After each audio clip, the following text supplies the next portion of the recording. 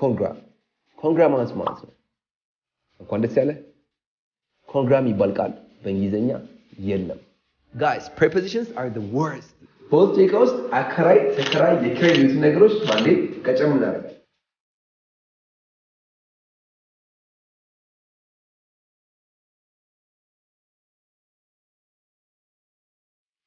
guys prepositions are the worst yes preposition ምንድነው at in on ምናምን የሚባሉ ቃላቶች ናቸው በጣም የሚሸውዱ ነገሮች ናቸው ለምሳሌ እስኪ እናቴ እኔን አርግዛኝ ስትሉ እንዴት ነው የምትሉት ወይ እናቴ ወንድሜን አርግዛው በሉኝ እንደው ፓዝ አድርጉትና አስቡበት እናቴ ወንድሜን አርግዛው በሉኝ when my mother was pregnant my brother ካላችሁ አላለቀም ይሄ ምን ማለት ነው እናቴ አርግዛ ወንድሜ ብላችሁ የተንጠለጠለ ሐሳብ ነው አላለቀም ታዲያ እንዴት የሚደረገው when my mother was pregnant by my brother በፍጹም እንደትሉት እሱ ደግሞ no so pregnant ስትሉ with ብላችሁ ነው የምታስገቡት እሺ pregnant with ለምሳሌ እሷ መንታ አርግዛለች ስትሉ she is pregnant with twins ነው የምትጠቀሙት okay ሶስት ልጅ አርግዛለች ባንዴ she is pregnant with triplets okay past ደግሞ ስናደርገው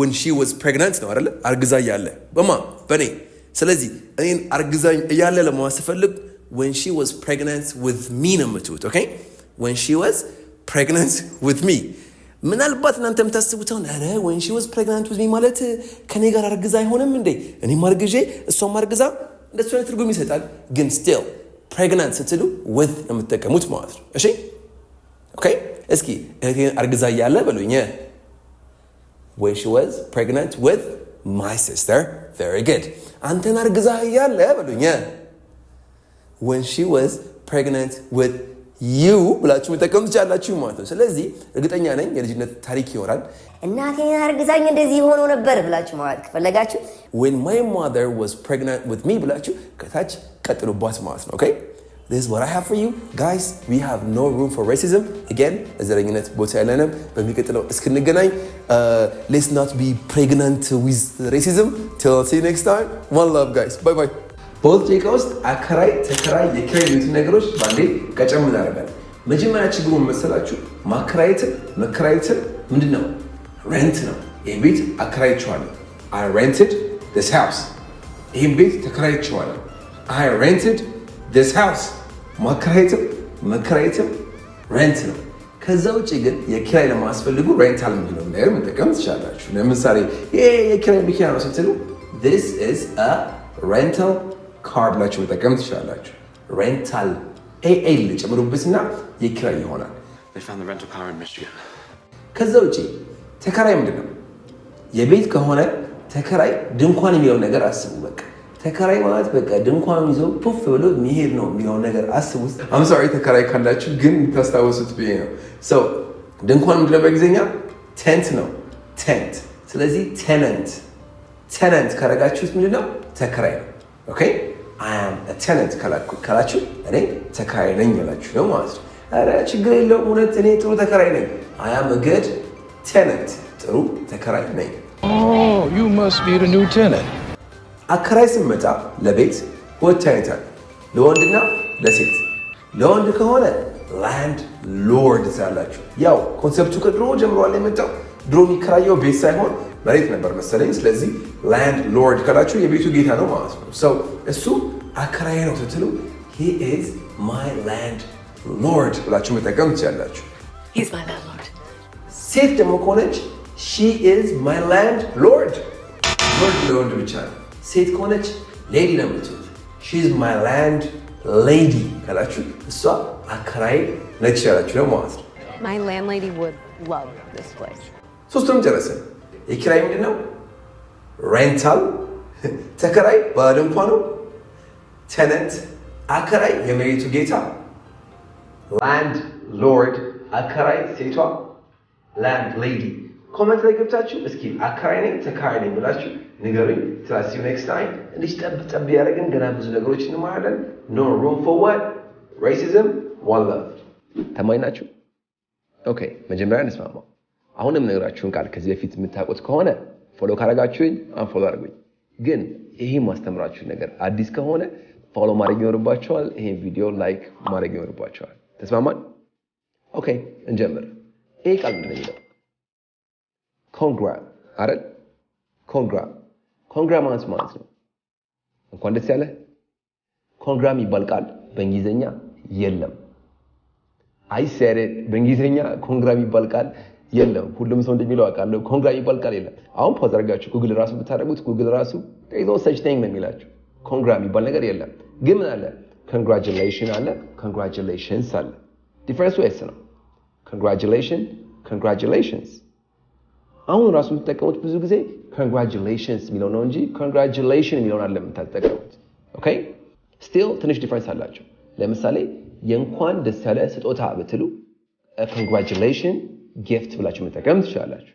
ከዛ ውጭ ግን እንኳን ደስ ያለ ስትሉ ኮንግራቹሌሽንስ ነው የምትሉት ማለት ነው። ኮንግራቹሌሽንስ ሲያጥር ኮንግራ ሳይሆን ኮንግራትስ ነው። ኮንግራትስ ትልቅ ለውጥ ያመጣል። አስቡት፣ መኪ ብዬ ባቆም አስቡት እና ከሌለች ሙሉ አይደለም። ልክ እነዛም ኮንግራትስ ነው የምትሉት። አልጨረስኩኝም። እስኪ ስለተመረቅ እንኳን ደስ ያለህ በሉ። Congratulations or congrats. ስለተመረቅ for graduating no አይደለም። congrats ካላችሁ በኋላ ሁሉ ጊዜ on ነው የምትሉት። congrats on ብላችሁ ራሱ your graduation. That's it. Congrats on your graduation. Perfect. Congratulations for getting a job. No. Congrats on your new job. ሰርግ. Congrats on your wedding. መኪና ገዛ. Congrats on your new car. ልጅ ወለድኩኝ. Congrats on your newborn or congrats on the arrival of your newborn. ብላችሁ ነው የምገልጹት ማለት ነው። እንዳሸነፍኩኝ እርግጠኛ ነኝ. So I want my follow and my save and my like. Till I see you next time, as I always say, no room for what? Racism. One love. Hey, how are you? Hey, what's up? How you doing? Hey, I'm good. How are you? I'm doing good. Thanks for your help. Everything is going smooth with the girl. Okay, good. I'm glad. Nice. I'm glad. But I have some time right now. You want to hang out? Oh, actually, I'm on holiday at the moment, so I can't. Holiday? What holiday is it? Christmas? No. I mean, like, what you'd say vacation. I'm on holiday. You're on vacation. Holiday. You could have said that. I mean, like mine is American. Yours No, is. but it's holiday. It's not a vacation. You're on vacation. Who's looking after your apartment? My flat? Well, no one's looking after my flat. All It's flats, apartments not are apartments. flat. I've never seen an apartment that's okay. Flat, an apartment. No. Okay. Yeah, no one's looking after my flat at the moment. Do you want me to go check it out? Yes, that would be great, but just to let you know, the lift is broken. What's broken? The lift. Oh, okay. I'll use the elevator then. The lift is the elevator. Come on. Lift, elevator. I know you say elevator, but we say a lift.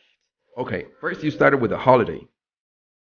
Mm-hmm. I told you it's a vacation. A holiday. And I said an apartment. It's a flat.